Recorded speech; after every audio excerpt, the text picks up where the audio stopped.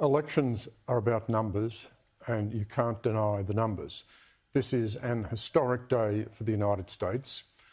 Joe Biden is the next president. Joe Biden has won the election. And the point to make about this is we've moved a long way from election night. It looks like Biden's majority on the popular vote will be between 5 and 7 million. So that's a significant mandate. When it comes to the Electoral College, it now seems that Biden will have comfortable numbers in the Electoral College. That is, that this election is not just about one state.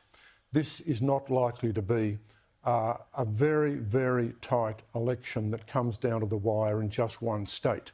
Now, I agree that legal issues must be pursued and this must be clarified.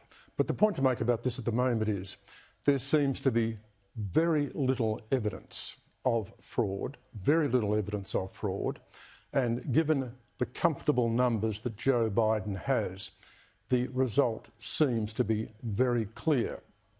At some point, Donald Trump must confront this and he must concede.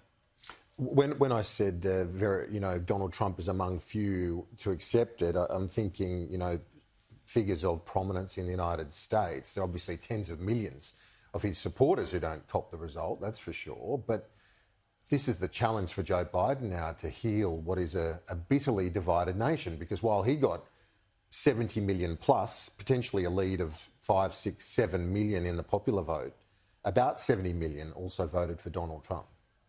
Joe Biden has said the right thing. He's indicated that a Biden presidency will be about uniting the country, healing the country, bringing Americans together and not treating your opponent as your enemy. Now, it's really important that Biden maintain that message, and I'm certain that he will.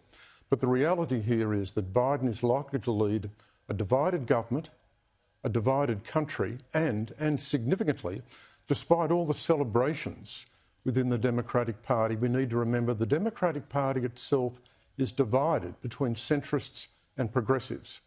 Now, what's going to be very important is the attitude at the end of the day by Trump. Now, all the signs are that Trump is going to construct a narrative, and that narrative is this election was stolen. Now, that's why it's important to pursue all the legal cases and demonstrate that this is not the case. But Trump is not just defending himself here. Trump is creating a narrative to delegitimise a Biden presidency. Now, the United States and Trump's supporters and the entire country needs to be very careful about that, because all the signs are that Biden has won a fair contest and he's won by a comfortable margin. And for Trump to be arguing at the end of the day, when all the processes are over, that this is a stolen election, that would be tantamount to a great lie and a great fabrication. And Trump's conservative supporters in this country need to be cognizant of that and walk away finally from Donald Trump. When you look at this situation now, Paul Kelly, of a veteran of Washington in Joe Biden, he's going to have to appeal to the likes of Mitch McConnell and other long-term congressional Republicans to say, come on, you've got to work with me. Is there any scenario where you see some of those older heads come together and some semblance of, cooperation, because it's been sadly lacking for many, many years now in Washington? Well, the critical question there, Kieran, will be how divided will be the US government under Biden, and in particular, will he have the Senate? Now, the situation at the moment is that Biden will have the White House, he'll have the executive arm, and he will bring consistency and order and professionalism to the executive arm, and that is really important. At the moment, he doesn't have the Senate. The Republicans have the Senate. Now, the future of the Senate will be decided by these runoffs in Georgia in early January. Now, if the Democrats get the Senate, that's an entirely new ball game. They'll be able to implement a lot of their agenda.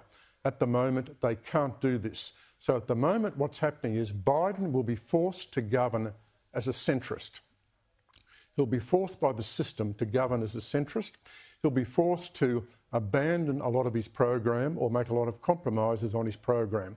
Now, frankly, I think that's not a bad thing, because if a Biden presidency had full control of the Congress and was able to implement a progressive agenda, I think at the end of the day that would make progressives deliriously happy, and it would make the divisions in the country even worse, and it would give Trump a real chance to energise his base against Biden.